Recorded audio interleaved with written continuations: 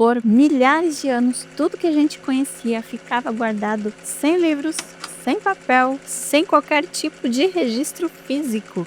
Então, como que o conhecimento era passado de geração em geração quando tudo dependia só da memória de cada um? Os nossos ancestrais dependiam totalmente da fala para transmitir ideias, do jeito deles. E sempre se reuniam em rituais ao redor do fogo à noite para compartilhar conhecimento um com o outro e até para fofocar um pouquinho. Por isso que a oralidade foi a primeira grande ferramenta do conhecimento humano. E essa história começa há muitos milhares de anos atrás. Sem escrita e sem tecnologia, os povos antigos conseguiram fazer aí com que as suas histórias, os seus valores, o seu conhecimento não se perdesse no tempo. E eles faziam isso falando, mas não do jeito que a gente faz hoje. Era mais simples, mais abstrato e não era apenas falar. Eles contavam histórias usando gestos, entonação, coisas simbólicas para causar impacto emocional em quem estivesse ouvindo. Porque, não sei se você sabe, mas mexer com o sentimento é a melhor maneira que a gente tem de provocar e criar memória. É muito mais fácil lembrar das coisas que te fizeram sentir qualquer coisa. Por isso era bastante comum fazer muitos rituais e cantar músicas que contavam histórias.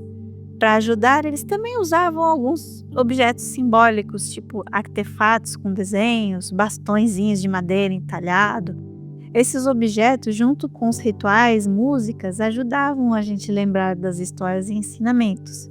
E essas histórias também tinham uma função muito importante de explicar os fenômenos naturais, de ensinar os valores do grupo e de fortalecer a relação entre todos.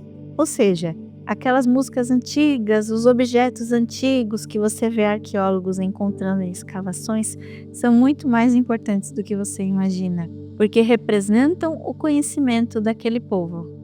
São o coração de uma cultura inteira e foram criados para fazer essa cultura sobreviver ao tempo.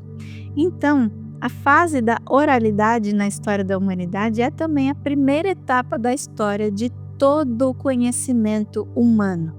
Um conhecimento que vive na memória coletiva e na cultura de cada um, que é transmitido com narrativas para garantir que ele nunca se perca. Legal saber disso, né? Agora eu tenho certeza que você vai começar a enxergar os objetos dos museus com outros olhos, não vai? E a maior revolução mesmo foi a invenção da escrita.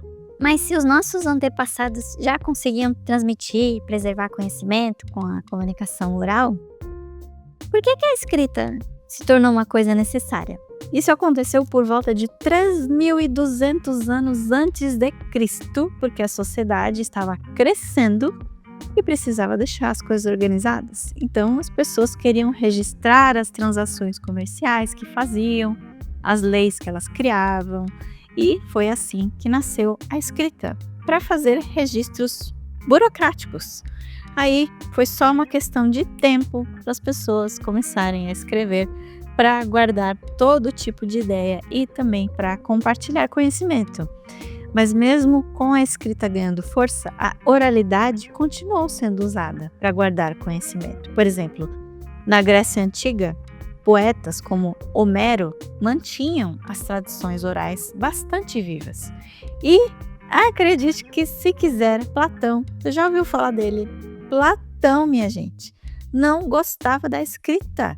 Ele dizia que a memória e o aprendizado seriam fracos se dependessem da escrita.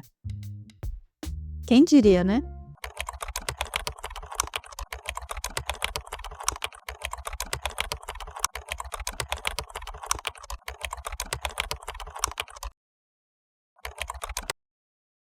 Mesmo assim, como todos sabem, hoje a escrita tomou o lugar da oralidade para guardar conhecimento com mais segurança. A gente ainda conta histórias, a gente faz música e tudo isso é ótimo, mas nada como colocar tudo no papel. Você não concorda? É muito melhor. E com a escrita, o conhecimento virou uma ferramenta de poder.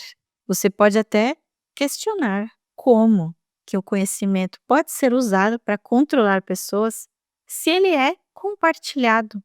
E essa dúvida faz muito sentido mesmo. Só que lá na Idade Média, por exemplo, o conhecimento foi muito monopolizado pela igreja. Não estou julgando ninguém, pelo amor de Deus. Mas era a igreja que decidia o que poderia ser aprendido e discutido. Muitos livros, manuscritos surgiram nessa época. Só que os mosteiros cuidavam dessas publicações e eles escolhiam compartilhar apenas aquilo que reforçava os valores religiosos deles. Ou seja, a igreja tinha poder sobre o conhecimento e usava isso para manter as suas hierarquias sociais. E foi nessa época que o conhecimento começou a ser compartilhado, mas só depois de passar por um filtro religioso, entende? Até que esse monopólio da igreja começou a se desfazer no período do Renascimento.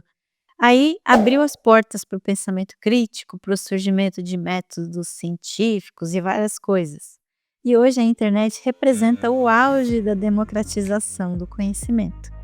Mas, assim como no passado, a gente ainda tem alguns probleminhas para garantir que o acesso à informação seja realmente para todos. Ou seja, ao longo da história, o controle do conhecimento foi uma forma de poder. E mesmo que agora a gente tenha cada vez mais acesso à informação, só tem poder quem tem conhecimento. Porque não adianta nada ter tudo acessível e disponível se ninguém usa, ninguém lê, ninguém aprende. Diferente de anos atrás, a gente tem que dar mais valor à liberdade que a gente tem de encontrar qualquer conhecimento que a gente queira. Você valoriza o conhecimento que está disponível? É impossível ter ideia da quantidade de informação que a gente tem ao nosso alcance hoje.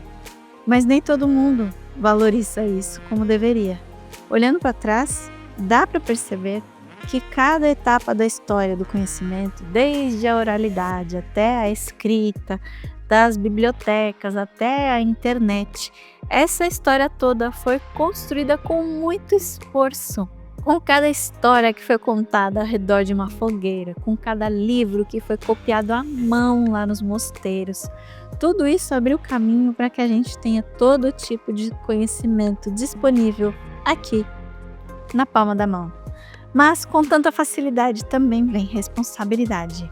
E olhar para essa história do conhecimento também é importante para a gente se conectar com o passado, para valorizar o que a gente tem hoje e pensar no futuro. Se você gosta de descobrir a história das coisas, especialmente a história da comunicação, assiste esse vídeo aqui também. E não esquece de ver os links que eu sempre deixo na descrição dos vídeos. Muito obrigada por assistir até aqui. Um beijo e até o próximo vídeo.